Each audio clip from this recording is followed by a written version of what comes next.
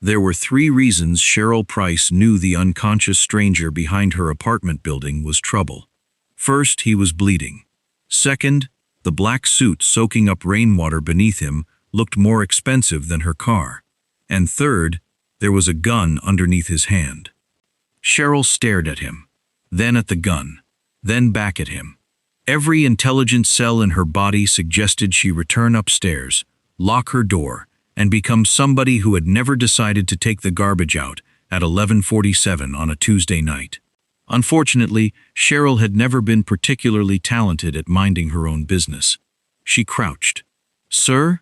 His eyes opened instantly. Dark, sharp, completely awake. His hand caught her wrist. Cheryl nearly screamed. "Don't call the police," he rasped. She stared at him. "You're bleeding beside a dumpster with a gun." His grip weakened. "I noticed. And your opening argument is don't call the police?" His eyes closed again. "Oh no, absolutely not."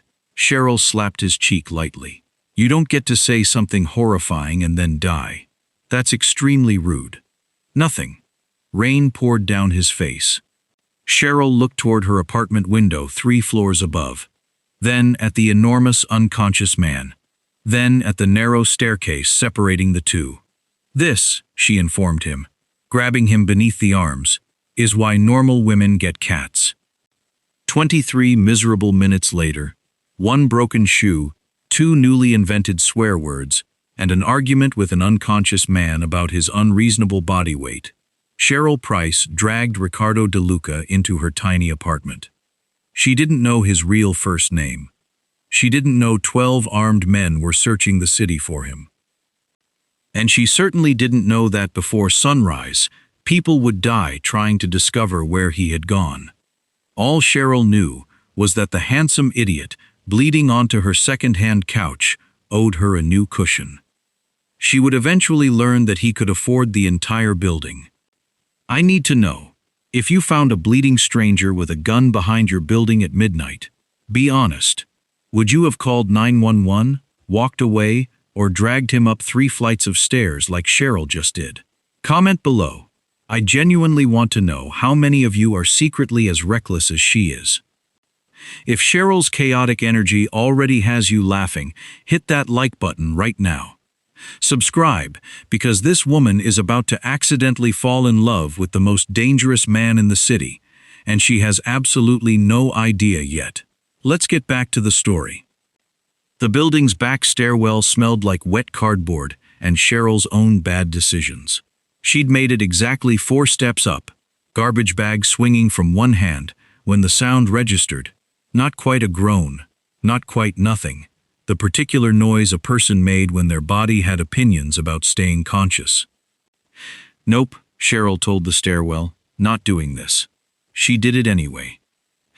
The man lay half-collapsed against the dumpster, black suit dark with rain, and something darker still, spreading across his side. Even folded wrong and bleeding, he had the kind of face that looked expensive. Sharp jaw, dark hair plastered to his forehead, the general appearance of someone who'd wandered out of a magazine and gotten mugged on the way to the photo shoot. The gun under his hand looked considerably less glamorous. "Sir?" His eyes opened. Dark, alert, entirely too aware for a man bleeding out behind a dumpster. His hand closed around her wrist before she'd finished crouching. Cheryl's heart tried to relocate to her throat. "Okay, personal space is a concept. Don't call the police." His voice came out low, wrecked, absolutely certain. "You're bleeding beside a dumpster with a gun. I noticed. And your opening argument is, don't call the police?" His eyes started sliding shut again. "Oh no, absolutely not." She tapped his cheek, more insistent this time. "You don't get to say something horrifying and then die on me. That's incredibly rude. And I already had a bad Tuesday." His grip loosened. Rain kept falling, steady and indifferent, soaking through her sweatshirt while she crouched there weighing every terrible option available to her. She could walk away, pretend the stairwell had been empty. Become, as of tonight, the kind of person who minded her own business. She'd never once managed that particular skill. This, she informed him, hooking her arms beneath his shoulders, is why normal women get cats. He was heavier than furniture had any right to be. 23 minutes, one broken flip-flop, and several newly invented curse words later, Cheryl had him draped across her tiny living room floor, dripping onto a rug that had already survived worse. She peeled his jacket back enough to see the wound, a graze along his ribs, deep enough to worry her, shallow enough that 4 years of veterinary assistant work told her it wasn't immediately fatal if she moved fast. "Hospital," she said, already reaching for her phone. His hand caught hers again, weaker now but no less certain. "No hospitals. You have a bullet wound. Graze. You're a doctor now, on top of everything else?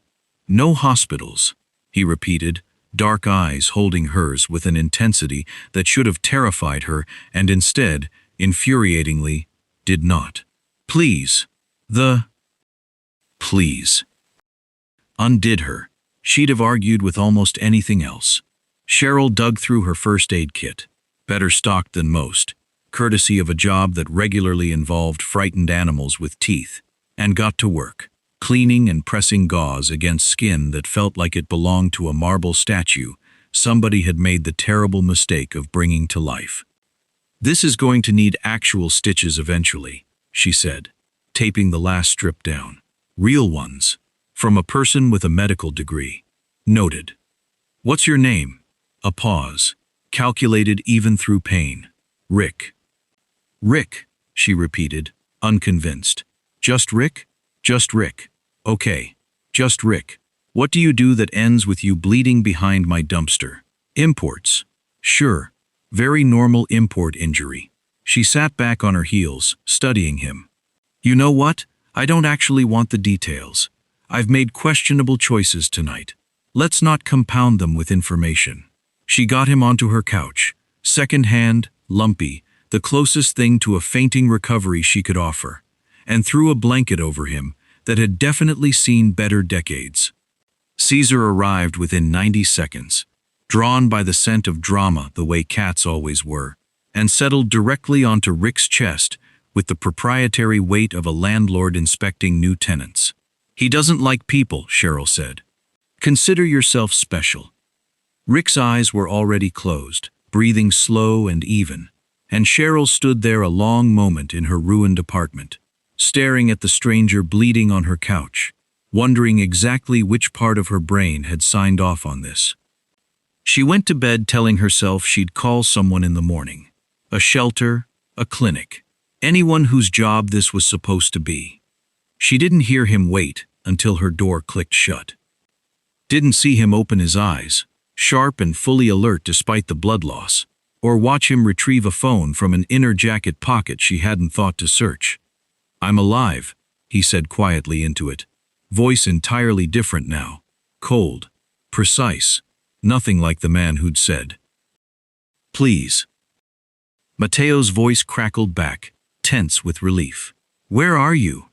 Riccardo De Luca looked around the small, cluttered apartment, mismatched furniture, a cat glaring at him from his own chest, a chipped yellow mug sitting alone on a shelf like it mattered more than anything else in the room.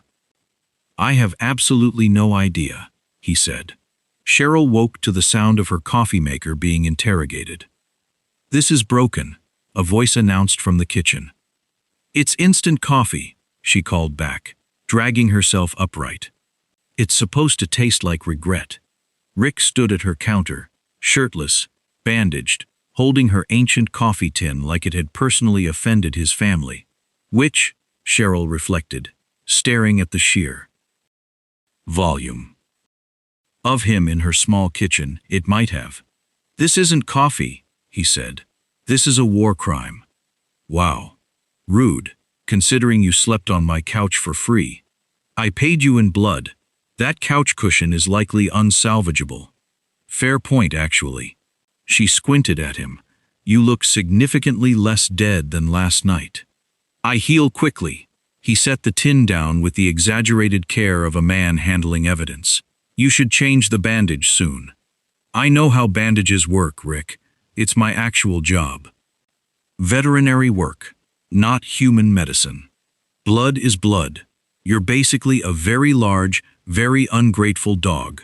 She brushed past him toward the fridge, deliberately ignoring how close the kitchen suddenly felt with two people in it, one of whom apparently didn't own a shirt. Also, why are you awake and vertical? You should be resting. I don't rest well. Something flickered behind his eyes, gone before she could name it. I fixed your door lock. Cheryl paused, orange juice halfway to a glass. My door lock wasn't broken. It was. The mechanism was loose enough to bypass with minimal force. He said it like he'd delivered a weather report. I tightened it. You'll want a deadbolt as well, preferably two. Why does a man who imports things know how to case a door lock like a burglar? Professional habit. What profession involves door lock forensics? Imports, he said again, entirely too smooth, and Cheryl narrowed her eyes at him over the rim of her glass. You keep saying that word like it means something. It means something to me. Sure it does, Rick. She dropped into a kitchen chair, watching him move through her apartment with the quiet, deliberate awareness of someone constantly cataloging exits. He'd angled himself, she noticed, so he could see both the front door and the window at once. Nobody did that by accident. His phone buzzed against the counter. He glanced at the screen, jaw tightening, and stepped into the hallway to answer it. Cheryl caught fragments anyway, because her apartment had the acoustic privacy of a paper bag. Came from inside, Rick was saying, low and clipped. I need names, Mateo, before anyone else does something stupid. Cheryl sipped her coffee and pretended not to listen with the enthusiasm of a woman who was absolutely listening. He returned a minute later, expression smoothed back into careful neutrality. Everything okay at the import office? She asked sweetly. Fine. Very convincing tone. I'm not required to convince you of anything. No, but you are required to be a decent houseguest, and houseguests generally don't lie to the person who saved their life while wearing her dead mother's bathrobe. Which, incidentally, you're doing right now.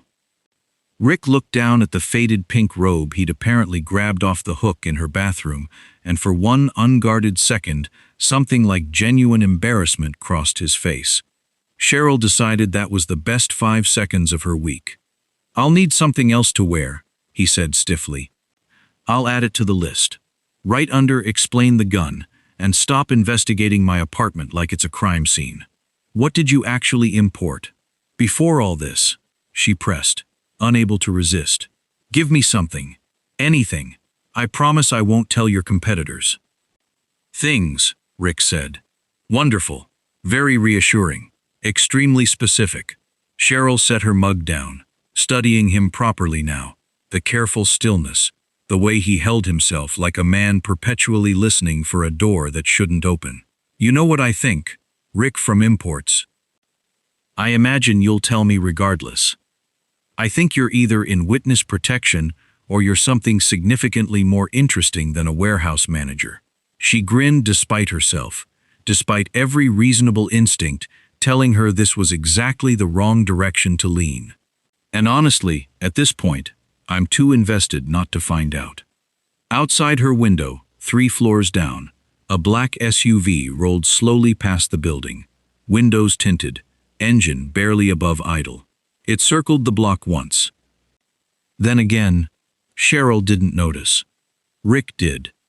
By the 3rd day, Rick had stopped sleeping on top of the blanket and started sleeping under it, which Cheryl privately considered a significant diplomatic victory. You're still here, she observed, setting groceries on the counter. Astute. I thought imports guys had, places to import to. Meetings, ledgers, whatever it is you people do. I'm recovering.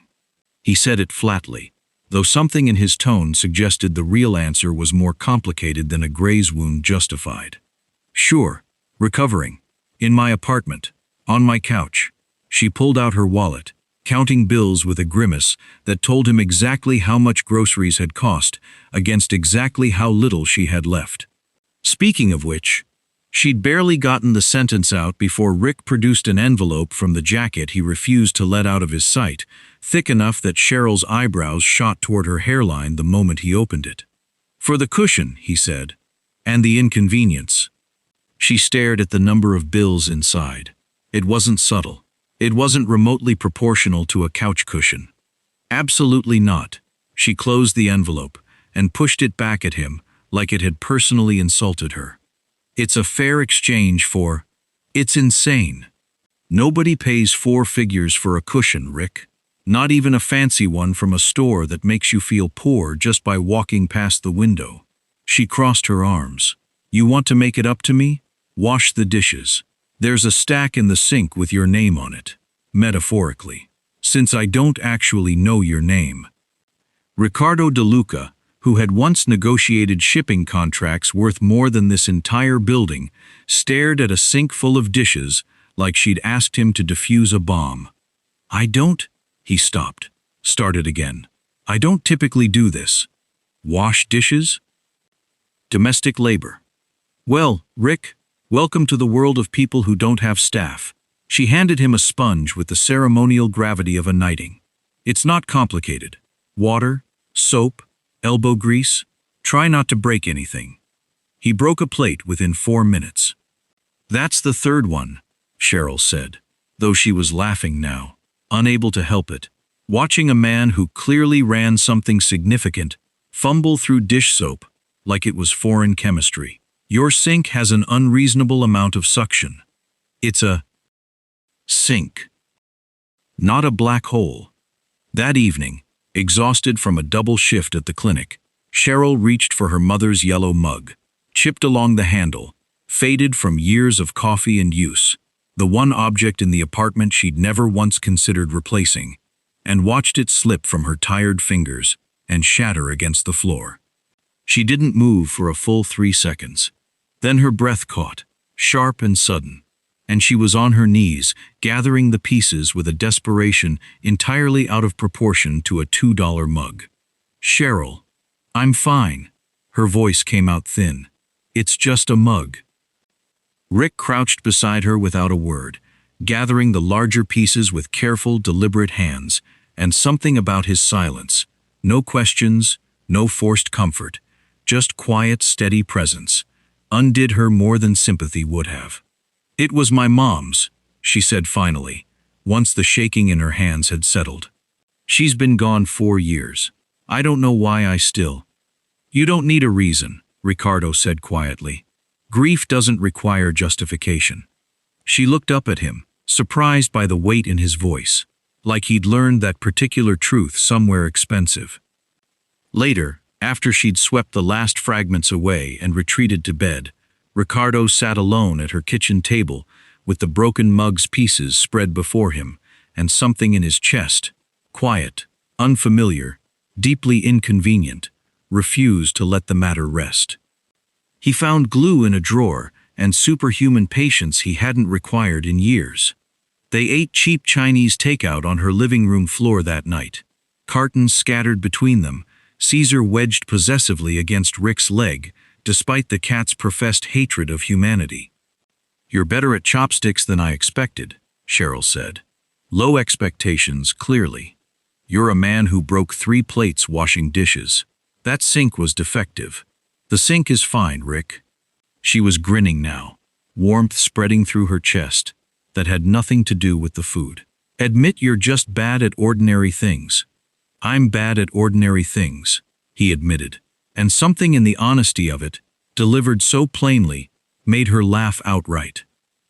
For a moment, watching him across a coffee table littered with takeout containers, Cheryl forgot entirely about the gun, the wound, the careful way he still watched her front door like it might betray them both. She only saw a tired, oddly gentle man who'd fixed her mother's mug without being asked. Neither of them noticed the phone camera flash 3 floors below, capturing Cheryl through her lit window as she carried the trash out later that night. A photograph that would be transmitted, within the hour, to a man who had every reason in the world to want Riccardo De Luca found. "Absolutely not," Cheryl said, keys already in hand. You are not changing that dressing with paper towels and hand sanitizer like some kind of back alley surgeon. I've survived worse with less. That's not the flex you think it is. She held the door open, nodding toward the stairwell. The clinic's 2 blocks away. I have keys, I have real supplies, and nobody's there this late to ask questions about the mysterious shirtless man in exam room 2.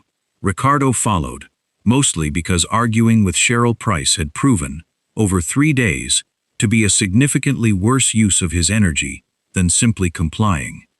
The Riverside Animal Clinic smelled like antiseptic and wet dog, fluorescent lights humming over rows of empty kennels. Cheryl moved through it with an ease that surprised him, flipping on lights, pulling supplies from cabinets with the practiced efficiency of someone who belonged exactly here. "Sit," she said, patting the exam table. "I'm not a patient. You're bleeding through a t-shirt in my workplace at 10 at night. You're absolutely a patient. Sit." He sat. She worked in silence for a while, peeling back the old dressing with careful hands, and Riccardo found himself watching her face rather than her work. The small furrow of concentration between her brows, the way she bit the corner of her lip while checking the wound's edges. "This is healing well," she said. "Somebody's used to getting shot. Grazed by a bullet. Sure. Let's keep pretending that's a meaningful distinction."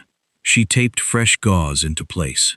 "You know, most people who import things don't have scar tissue like this." Before he could answer, a low, warning growl rumbled from the kennel closest to the exam room. A mastiff, enormous, teeth bared, clearly displeased by the late-night intrusion. "That's Bruno," Cheryl said. "He's a rescue. Bites everyone. Bit 2 vet techs and the actual veterinarian. We're all a little scared of him. Should I be concerned?" "Extremely." Riccardo slid off the table, crossed to the kennel, and crouched at eye level with the dog, without a trace of the caution Cheryl had just prescribed. "Rick," he didn't reach for the dog. He simply held still, let Bruno approach the bars on his own terms, and murmured something low in Italian that Cheryl couldn't translate, but somehow understood anyway. Bruno's growl faded into a confused, hopeful whine. He pressed his enormous head against the bars, tail thumping once against the kennel floor. Cheryl stared, genuinely speechless, for the first time since she'd dragged him up 3 flights of stairs. "That's not possible," she said finally. "He hates everyone." Animals generally respond to whoever isn't afraid of them. Riccardo straightened, brushing dog hair off her mother's borrowed sweatpants he'd been wearing since laundry day. "Fear has a scent. And you don't have any. Not of dogs. The unspoken addition of many things." Hung between them, and Cheryl found herself studying him with new interest. The gentle way his hand had rested against the kennel bars, entirely at odds with the careful, coiled tension he carried through every other room in her life. "You're full of contradictions. You know that?" "I've been told." Terrifying at dish soap, weirdly excellent with vicious dogs, claims to import things with a straight face. She crossed her arms, leaning against the exam table. "What's the real story, Rick?" "The real story is complicated. Try me. I deal with complicated for a living. I once talked a parrot out of biting off someone's finger, using only the promise of crackers." Something in his expression softened, almost fond. "This isn't a negotiation crackers will resolve." "No," she agreed quietly. "I'm starting to get that." She didn't push further, though the question sat heavier in the room now, impossible to ignore completely. They walked back to the apartment mostly in silence, comfortable in a way that surprised them both, and Riccardo found himself, for the first time in longer than he could remember, not counting the minutes until he could leave a room. Miles away, in a converted warehouse office, Matteo Russo spread 5 personnel files across a steel table, expression grim. "Only 5 people had the convoy route," he said. "Vincent, the Alvarez brothers, Sal, and Lorenzo." Riccardo's cousin's photograph sat at the edge of the table, calm and paternal in the frame. The same face that had comforted Riccardo at 17 years old after Alessandro's funeral. Neither of them looked at it too closely. Not yet. Cheryl woke to the sound of a chair scraping against her kitchen floor. 2:14 a.m., her phone informed her, unhelpfully bright in the dark. She found Riccardo sitting at her small table, shirtless in the dim light from the street lamp outside, staring at nothing with an expression she hadn't seen on him before. Unguarded, hollow, the careful control entirely absent. Rick? He didn't startle, though she'd expected him to. Go back to sleep. That's not how this works. You're sitting in my kitchen at 2 in the morning, looking like you've seen a ghost. I have questions. She sat across from him anyway, pulling her cardigan tighter, and waited. Nightmare, he said finally, like the word cost him something. About what? Silence stretched long enough that she thought he wouldn't answer. My brother, he said. Cheryl didn't push for details. She recognized the shape of that kind of grief too well, the way it sat differently than other pain, private and enormous and impossible to hand over fully to another person. I lost my mom 4 years ago, she said instead, quiet, matching his register. Cancer. Slow, then fast, the way it usually goes, I guess. She used to tell terrible jokes at the worst possible moments. Like, someone would be crying at her bedside, and she'd crack a joke about the hospital jello just to watch us laugh through it. Cheryl traced a water ring on the table. I kept the mug. Obviously. You've met the mug. I've met the mug. A ghost of warmth touched his voice. What happened to your brother? He trusted someone he shouldn't have. Riccardo's jaw tightened, the words coming slower now, more deliberate. It got him killed. I was the one who survived, which feels, most days, like the wrong outcome. That's not how survival works. No, he agreed, but it's how guilt works. Cheryl reached across the table without thinking about it, her hand settling over his, and neither of them pulled away. His fingers were warm, calloused in places that suggested a life far rougher than imports could account for, and something electric and quiet passed between them in the dark kitchen. You don't have to tell me everything, she said, but I'd like it if you told me something real, eventually. Whenever you're ready. Why does that matter to you? Because I've been feeding a stranger takeout for 3 days, and I'd like to know if I'm housing a fugitive or just a very committed liar. That earned her a real laugh, quiet, surprised out of him, the first one she'd heard that didn't sound like it had been rationed. Their eyes met, and the moment stretched, warm and dangerous, his hand turning beneath hers so their fingers laced together without either of them deciding to allow it. Riccardo leaned in, slow enough that she could have stopped it, close enough that she caught the faint scent of her own soap on his skin, the particular intimacy of two people who'd spent 3 days accidentally building a life together in 70 square feet. Caesar chose that exact moment to leap onto the table between them, knocking over a glass of water with the casual disdain of a creature who'd sensed romance and found it personally offensive. Oh my God, Cheryl said, jumping back, laughing despite the tension still humming under her skin. He does this on purpose, I swear to you. He does this on purpose. He's protecting his territory. His territory is a 50-square-foot apartment he doesn't pay rent on. Cats don't concern themselves with rent. No, she agreed, wiping up the spilled water, grateful for something to do with her hands. Apparently they concern themselves with cock-blocking their owners at 2 in the morning. Riccardo said nothing, though something in his expression, watching her laugh in the dim kitchen light, settled into a realization he wasn't prepared for. Later, long after she'd gone back to bed, he stood in her doorway and watched her sleep, curled around a pillow, red hair spilling across the sheets, entirely unguarded in a way nobody in his life had been in years. He should leave in the morning. His wound had healed enough. Every rational calculation told him staying longer only increased her danger. He found himself, standing there, unable to want to go. That realization frightened him considerably more than the men currently hunting him through the city.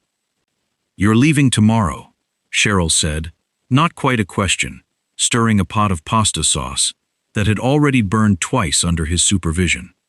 My wounds healed enough to travel. Cool. Great. Very reasonable.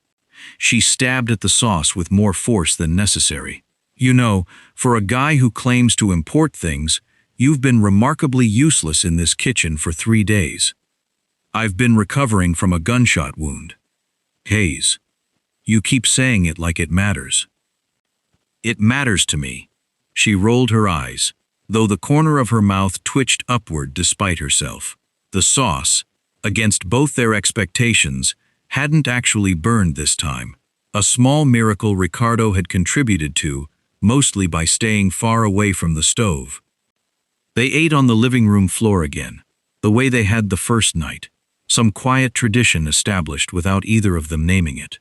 Cheryl put on music from her phone, something old, warm, the kind of song her mother used to hum around the kitchen, and for a while, neither of them spoke, comfortable in a silence that had taken 3 days to earn. "Dance with me," Cheryl said suddenly, standing, extending a hand with more confidence than she felt. "I don't dance." "Everybody dances. Some people are just worse at admitting it."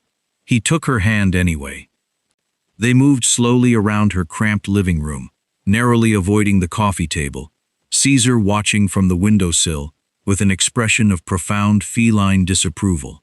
Riccardo, it turned out, danced considerably better than he washed dishes, his hand settling at the small of her back, with a certainty that made her breath catch. "You're better at this than expected," she said, echoing herself from days earlier. Low expectations, clearly. She laughed, and he watched the sound move through her, unguarded and warm, and something in his chest, that same inconvenient ache from the kitchen table at 2 a.m, tightened further. The song ended. Neither of them stepped back. Cheryl, her name in his mouth sounded different than it had all week. Deliberate, weighted, like he'd finally decided something. "Yeah?" He didn't answer with words. The kiss was slow, careful, nothing like the chaos that had brought them together. His hand rising to cup her jaw, hers curling into the front of his borrowed t-shirt. 3 days of irritation and comfort, and quiet vulnerability, finally collapsing into something neither of them could pretend was simple anymore. When they broke apart, Cheryl's eyes were bright, her breath uneven. "Okay," she said softly. "That happened. That happened." "So?" She studied his face, searching for something she couldn't quite name. "Who are you, really? And don't say imports. I think we're past imports." Riccardo hesitated. For one full second, standing in her cluttered living room with her hand still fisted in his shirt, he considered telling her everything. The De Luca name, the empire, the 12 men hunting him through the city, the cousin he was beginning to suspect had orchestrated both this attack and his brother's murder 8 years ago. He looked at her face, open and hopeful, and utterly unprepared for the truth of what loving him would actually cost, and made the wrong choice. "Riccardo," he said. "Rick De Luca." A name, technically true. A truth, carefully incomplete. Cheryl smiled, satisfied, entirely unaware of everything the omission concealed. "See, was that so hard? You have no idea," he said quietly, and pulled her back toward him before she could ask anything further. Outside, 3 floors below, a shadow detached itself from the alley beside the dumpster, where this had all started, moving toward the fire escape with the quiet, patient efficiency of a man who'd been paid very well to finish what the first attempt had failed to accomplish. The metal stairs groaned softly under his weight. Inside, wrapped in the warm, dangerous comfort of a lie half told, neither Cheryl nor Riccardo heard him climb. The window shattered before Cheryl fully registered the sound. One moment she was wrapped in Riccardo's arms, the warmth of the kiss still humming beneath her skin. The next, glass exploded inward across her living room floor, and Riccardo's entire body changed shape around her. Not metaphorically, physically, some new and terrible efficiency taking over every muscle as he shoved her behind him with a force that left bruises she wouldn't notice until morning. Stay down, he said, and his voice had gone somewhere she'd never heard it go, flat and cold and utterly certain. What is happening? Cheryl. Down. She went down. And a man came through the broken window in a controlled roll, already bringing a gun up, and Riccardo moved before Cheryl's brain finished processing that this was real, that this was happening in her actual living room, with her actual life, on the actual line. What followed lasted perhaps 11 seconds. It felt considerably longer. Riccardo closed the distance before the intruder found his footing, one hand driving the gun sideways and up, while the other found the man's throat. And the fight that followed bore no resemblance to anything Cheryl had seen in movies. Brutal, efficient, entirely without wasted motion, ending with the intruder face down against her coffee table, gasping, restrained by an arm lock that looked like it had been perfected through considerable ugly practice. Caesar, for his part, had fled beneath the couch the moment the glass broke, which Cheryl decided was the single most reasonable response anyone had shown all night, including herself. The apartment door burst open next. Cheryl nearly screamed until she registered the second man moving with the same controlled purpose as Riccardo, sweeping the room with practiced eyes before addressing him directly. "Boss, you're bleeding again." The word landed in the room like its own kind of gunshot. "Boss." Cheryl's mouth went dry. "He came through the fire escape," Riccardo said, ignoring the word entirely, still pinning the intruder against the ruined coffee table. "There will be others watching the exits. Get her somewhere secure." On it, the newcomer, tall, broad, dark-eyed, radiating the same coiled competence as Riccardo, finally glanced at Cheryl properly, something like sympathy crossing his face. "Ms. Price, I apologize for the introduction. Matteo Russo."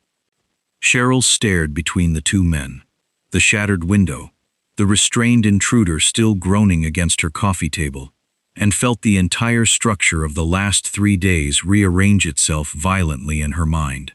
"Boss," she repeated, voice unsteady. "He called you boss."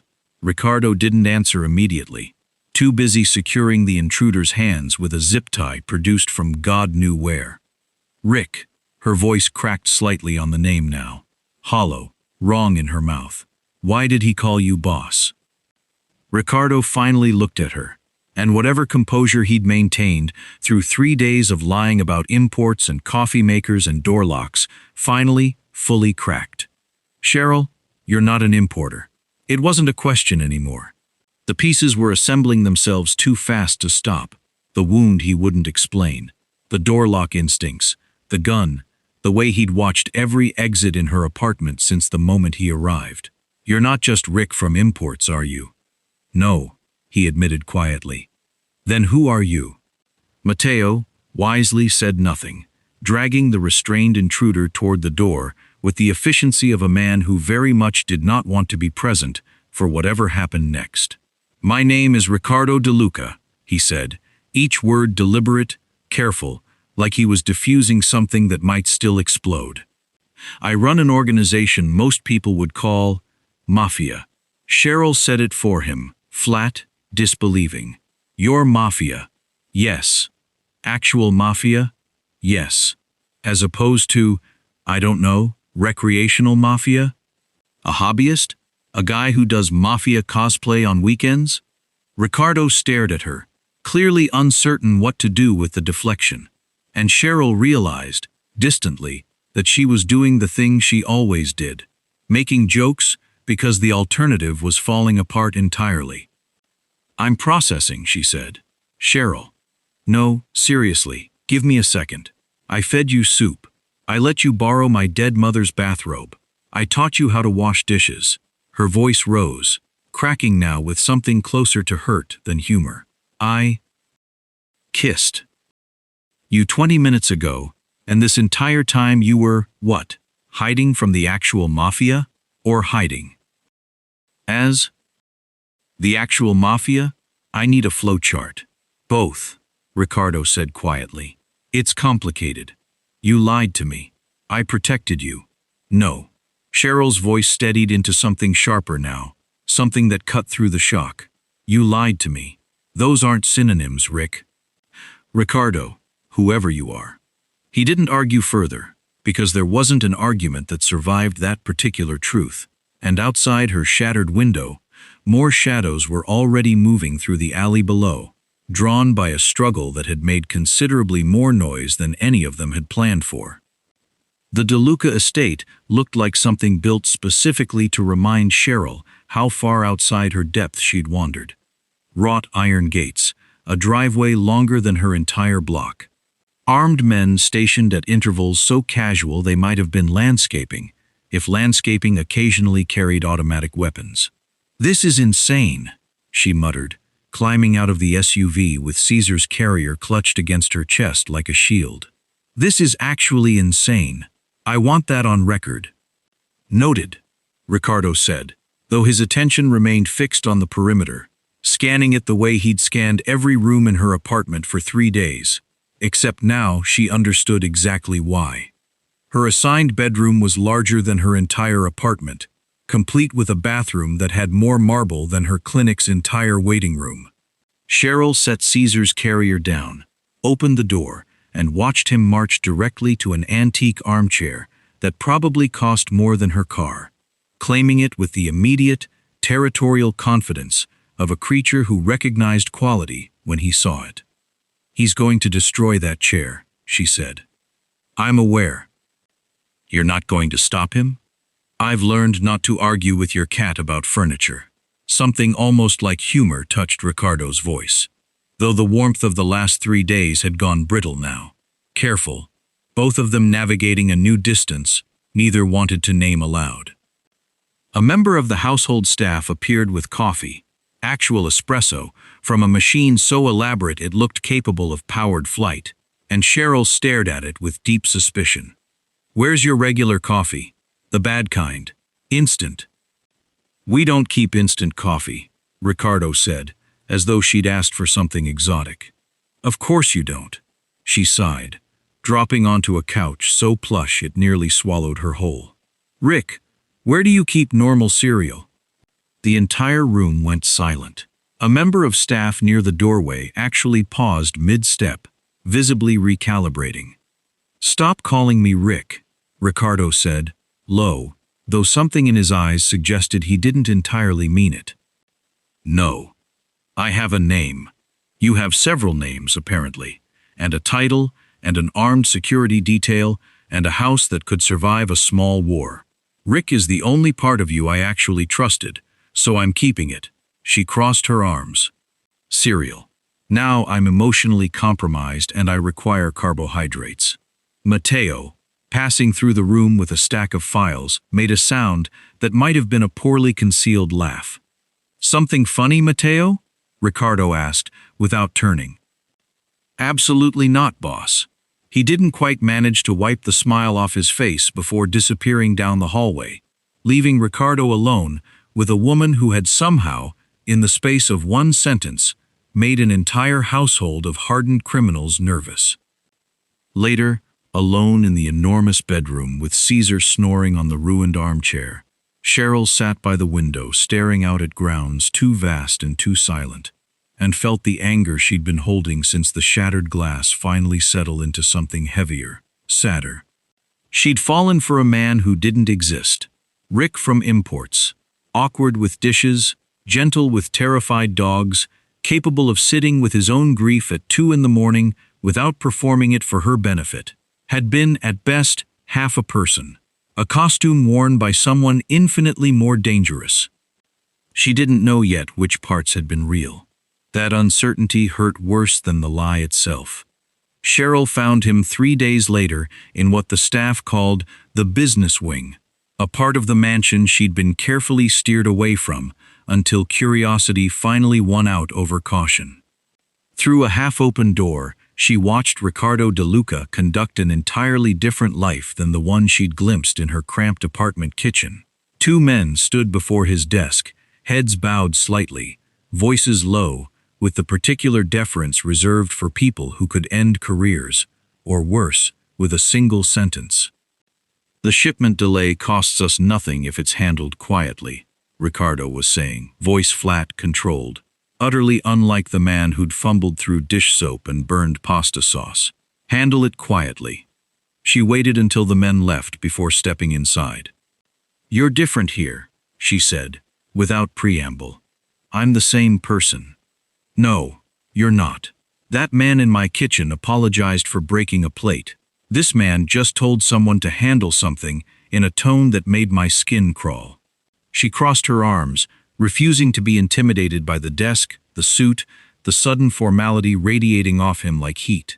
I need to understand what I'm actually looking at, Riccardo.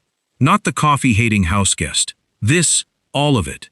He set down his pen, studying her for a long moment before answering. 8 years ago, my brother Alessandro led this family. He was better at it than I am. Warmer, more trusted, everything I wasn't. Someone leaked his location to a rival crew. He was murdered in front of me. I was 17 years too late to save him, and old enough to inherit everything he left behind. So you built yourself into someone who couldn't be surprised again. Yes, by controlling everything, trusting no one. Trust is how Alessandro died. His voice remained level, though something raw moved underneath it. I decided a long time ago that control was safer than affection. Then I bled out behind your apartment building and you decided, against every reasonable instinct, to drag me up 3 flights of stairs anyway. Cheryl said nothing, letting him continue. I should have told you who I was the moment I stayed a second night, Riccardo said. I told myself I was protecting you. That was partially true. It was also a lie, because the longer I stayed silent, the more I got to keep something I hadn't had in 8 years. Someone who looked at me and saw a man, not a threat, or an opportunity, or a target. That doesn't make the lie okay. No, he agreed. It doesn't. I'm not going to pretend it does, or that I lied entirely for your benefit.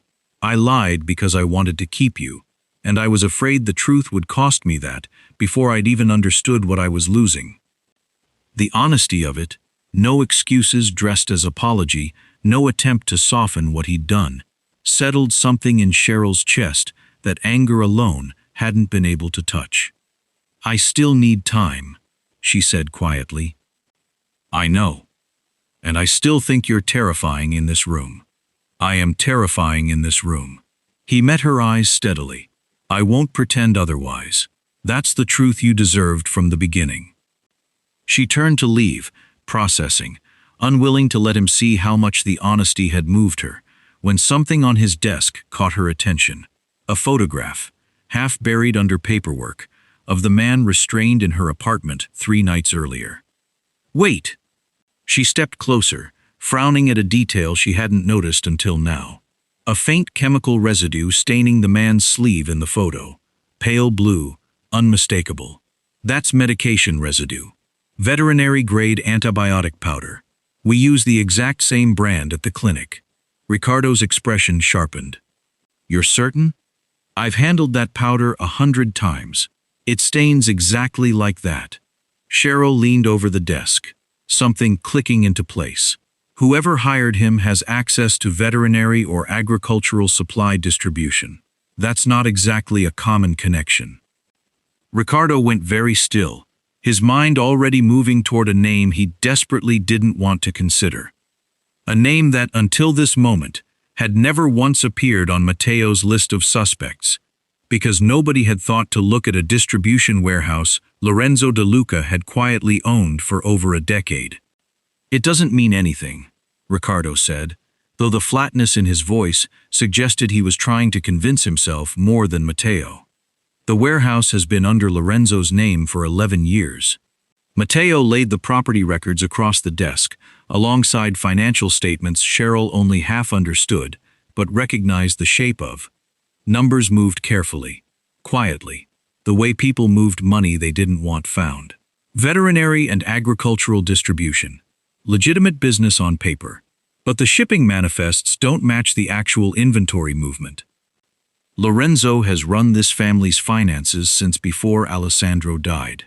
Riccardo's jaw was tight, his composure fraying at the edges, in a way Cheryl had only seen once before, in her dark kitchen at 2 in the morning. He held me together after the funeral. He taught me half of what I know about running this organization. I know, Matteo said quietly. That's exactly why nobody looked at him first. Cheryl stood near the window, arms crossed, watching two men circle a truth neither wanted to name. She recognized the specific quality of denial. She'd worn it herself once, in the weeks before her mother's diagnosis turned from probably nothing into 4 months, maybe 6. You keep saying trust makes you weak, she said finally, cutting through the tension. Maybe trusting the wrong person makes you weak. Those aren't the same thing, Riccardo. He looked at her, something in his expression cracking further. He held me at Alessandro's funeral, Riccardo said, quieter now. He told me grief would pass, that the organization needed me steady. I built the last 8 years on that steadiness, believing he'd helped me find it. Or he built it, Cheryl said gently, knowing exactly which pieces to remove first. Matteo pulled another file forward, older, the paper yellowed at the edges. I went back through Alessandro's case file. The convoy route that got him killed 8 years ago. 5 people had access to it that night. I remember the list, Riccardo said. We went through it 100 times. It went nowhere. Because the list assumed the leak came from someone with something to gain financially.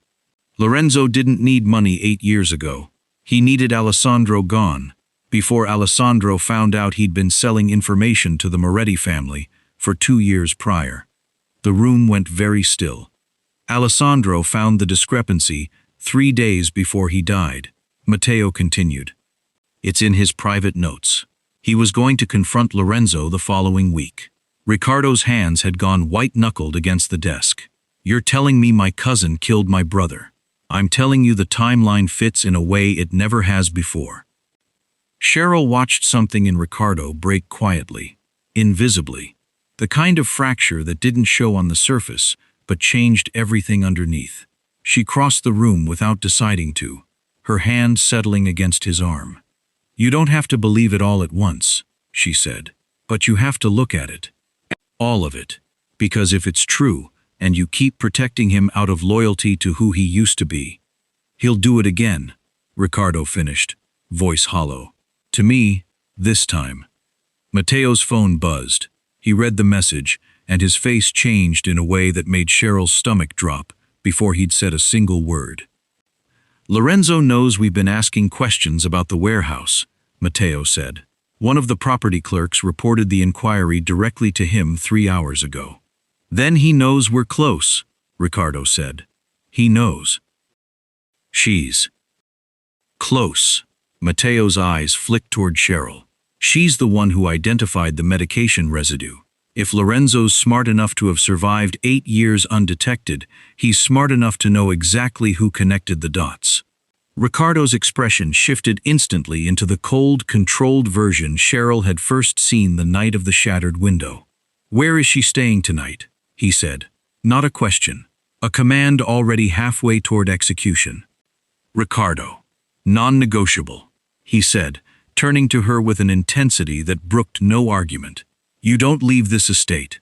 Not for the clinic, not for groceries, not for anything, until Lorenzo is contained. Cheryl opened her mouth to argue. She never got the chance. It happened during the one gap nobody had accounted for. A supply run to the clinic that Cheryl had insisted on making herself.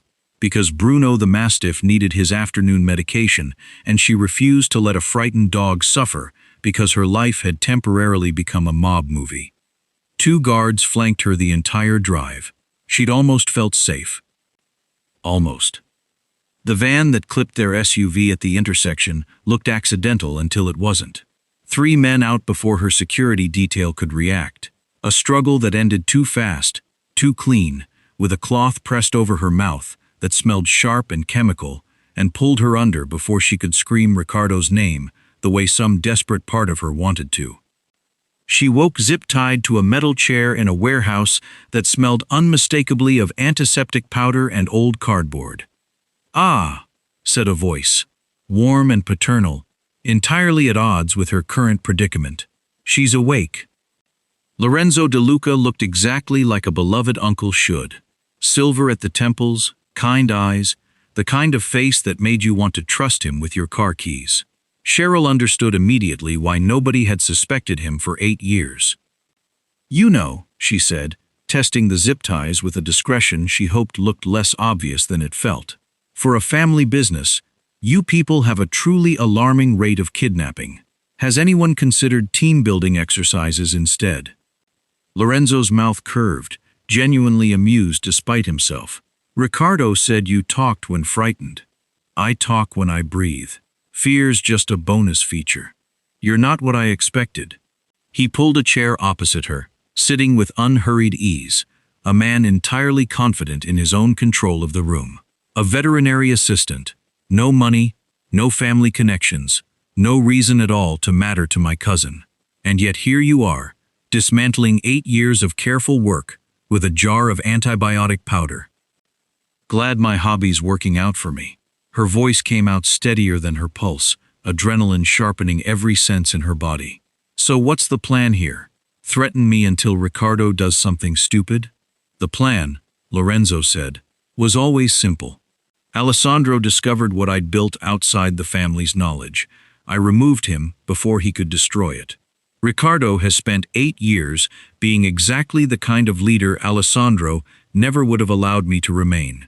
Cautious, suspicious, easy to predict, until you. Me?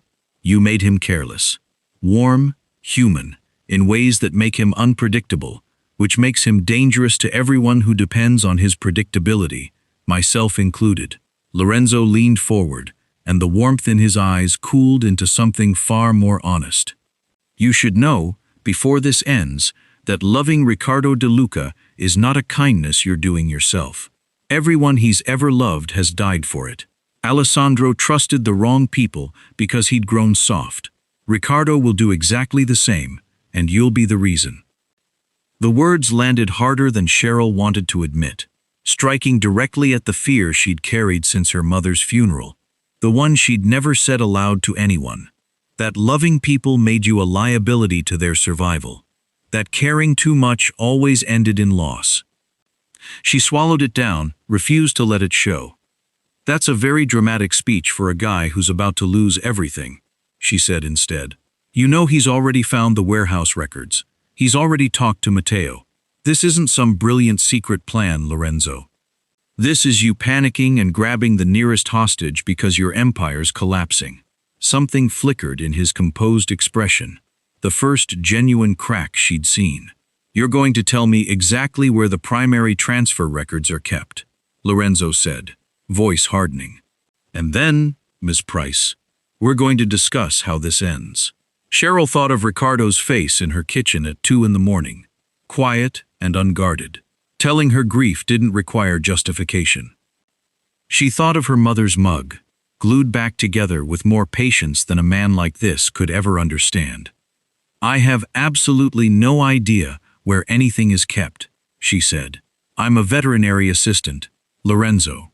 My biggest professional accomplishment this month was convincing a mastiff not to bite anyone. You've kidnapped the wrong idiot." Lorenzo studied her for a long moment, and something behind his eyes suggested he almost believed her, right up until his phone buzzed with a message that made his jaw tighten. "He's found the warehouse," Lorenzo said, mostly to himself, standing abruptly. "Faster than I expected." Cheryl felt something like relief flood through her chest, fierce and sudden. "Guess love makes him unpredictable in useful ways too," she said. Lorenzo didn't answer. He was already moving toward the door, barking orders in rapid Italian to men Cheryl couldn't see, and somewhere beyond the warehouse walls, she heard the unmistakable sound of engines approaching fast. Riccardo hit the warehouse's north entrance before the SUV had fully stopped, Matteo half a step behind him, a dozen men fanning out through the loading bay with the silent efficiency of people who'd trained for exactly this scenario and prayed they'd never need it. "She's in the main office," Matteo said, checking the feed from a security camera he'd hacked 20 minutes earlier. "Southeast corner. Lorenzo's with her. Alive? Alive?" Riccardo moved through the warehouse like something poured rather than walking, every instinct honed by 8 years of exactly this kind of controlled violence. And for the first time in longer than he could remember, none of it felt like enough. Cheryl had gone still and quiet since the guards heard the approaching engines. Not helpless, never helpless, but calculating. The way he'd watched her calculate everything from bandage placement to dosage schedules. When the lights in the office suddenly cut out, plunging the room into darkness, Riccardo realized a half-second later that she'd done it deliberately, using the emergency panel beside her chair, the one Lorenzo hadn't bothered to notice because he'd underestimated her exactly the way everyone always did. The confusion bought 30 seconds. 30 seconds was enough. Riccardo found her chair by memory more than sight. Cutting the zip ties with a blade, Matteo passed him without a word, and the moment her hands came free, she gripped his arm hard enough to bruise. "He's got men by the loading bay," she whispered. "At least 4, maybe more. I know. I triggered the sprinkler override before the lights went. Should slow anyone with electronics." Her voice shook slightly, adrenaline finally catching up to her, but her mind kept working even as her body trembled. "Riccardo, he told me things. About Alessandro. About you. Later. He said loving you gets people killed." Riccardo's hands stilled against hers in the dark. "He's wrong," Cheryl said, fierce despite the fear threading through her voice. "I need you to know that, before whatever happens next happens. He's wrong." Emergency lights flickered on overhead, dim and red, and across the room Lorenzo stood framed in the doorway, flanked by 2 men with guns raised, his composed mask entirely gone now, replaced by something desperate and cornered. "Riccardo." Lorenzo's voice carried none of its earlier warmth. "You always were sentimental, just like Alessandro. It's why you'll both end up the same way. You killed my brother." Riccardo's voice came out flat, final, years of grief compressed into 4 words. "You let me spend 8 years grieving a betrayal you orchestrated.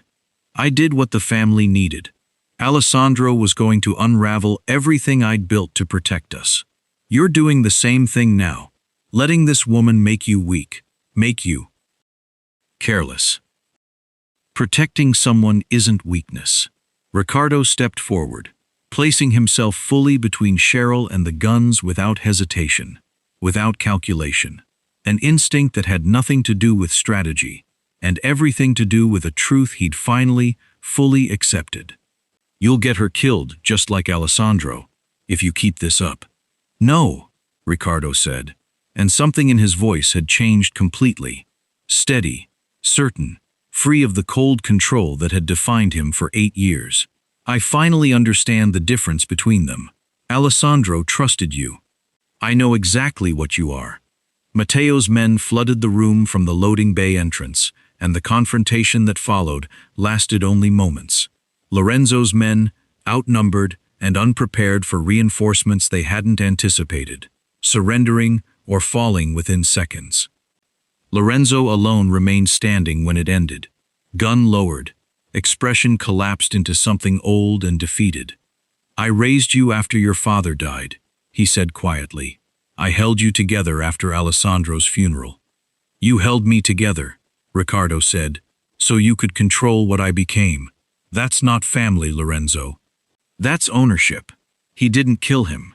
Cheryl watched the decision cross Riccardo's face, watched him choose something harder and more deliberate than violence, and understood, finally, exactly how much he'd changed in the 2 weeks since she'd found him bleeding behind a dumpster. "Take him," Riccardo told Matteo. "He answers for Alessandro, in front of the entire family. Not in the dark, You gave birth to where twins, he's comfortable." Sophia. As Lorenzo was led away, his voice shaking, Riccardo turned to years of Cheryl, silence finally and whatever broke. composure 2 had boys. carried him through the I delivered them confrontation myself. finally During broke the evacuation, entirely. they were His separated. hands framing her One face, stayed with you, with a the desperation other was carried that away had by nothing a to nurse do with who strategy. died before she could identify "You're him. safe," Sophia's said, knees buckled, like he needed to and confirm it Costantino aloud to caught her. believe it. "No, I'm safe," I only had Ethan," she agreed.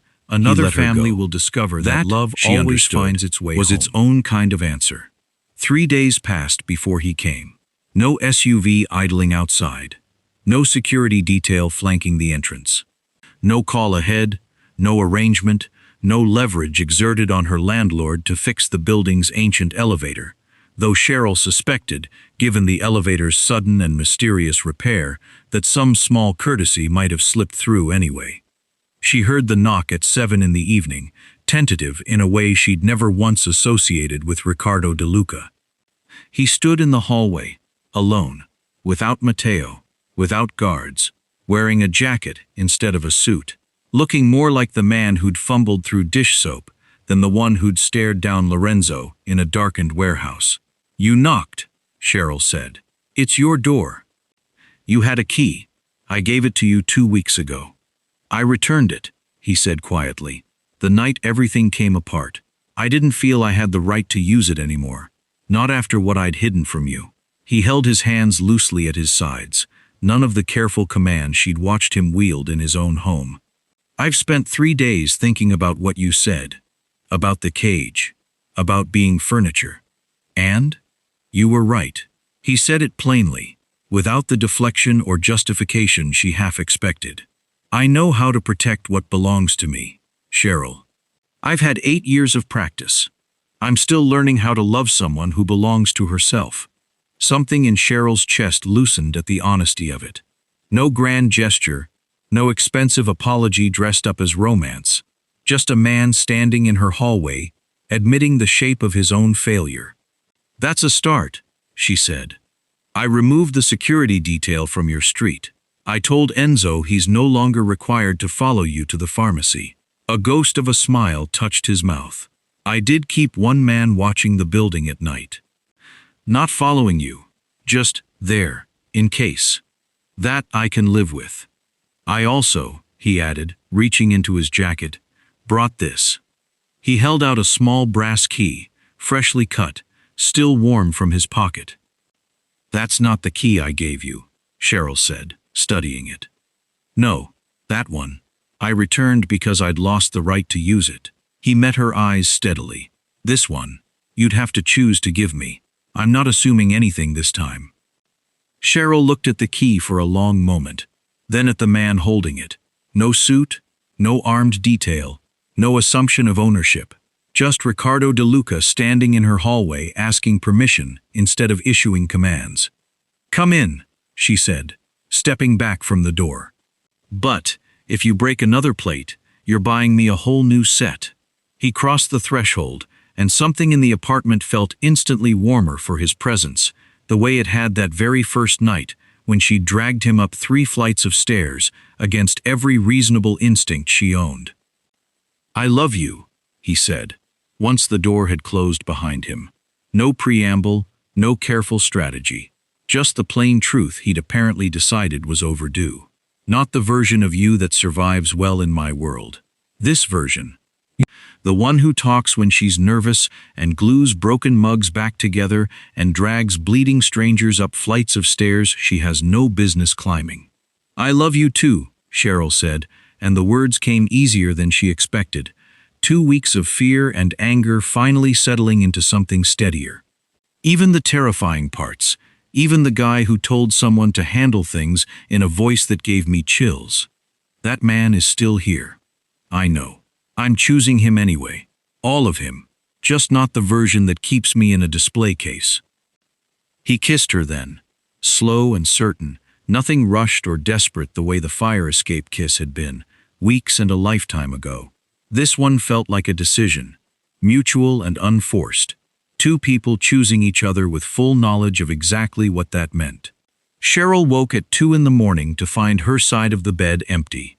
She found him in the living room instead, stretched across the same lumpy second-hand couch where she'd first left him bleeding. Months of physical distance from the shattered window, and the warehouse and everything that had happened between. "You own 14 bedrooms," she said, leaning against the doorframe. 14, he confirmed, not opening his eyes. "That makes this worse. I like the couch. You hated the couch. You hated the couch. Oh, you called the cushion unsalvageable and tried to pay me an obscene amount of money to replace it." Riccardo opened his eyes, studying her in the dim light from the street lamp outside, the same light that had first illuminated his bleeding face 2 months earlier. "I was wrong about several things," he said. "The couch? Needing nobody."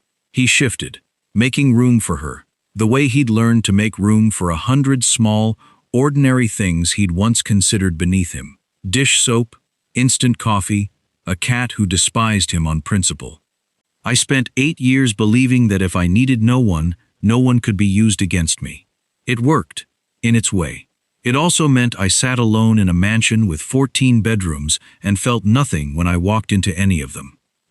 Cheryl crossed the room and settled against him on the too small couch, exactly the way she had that very first week, back when he'd still been Rick from Imports, and she'd still believed the biggest lie in her apartment was the coffee maker's expiration date.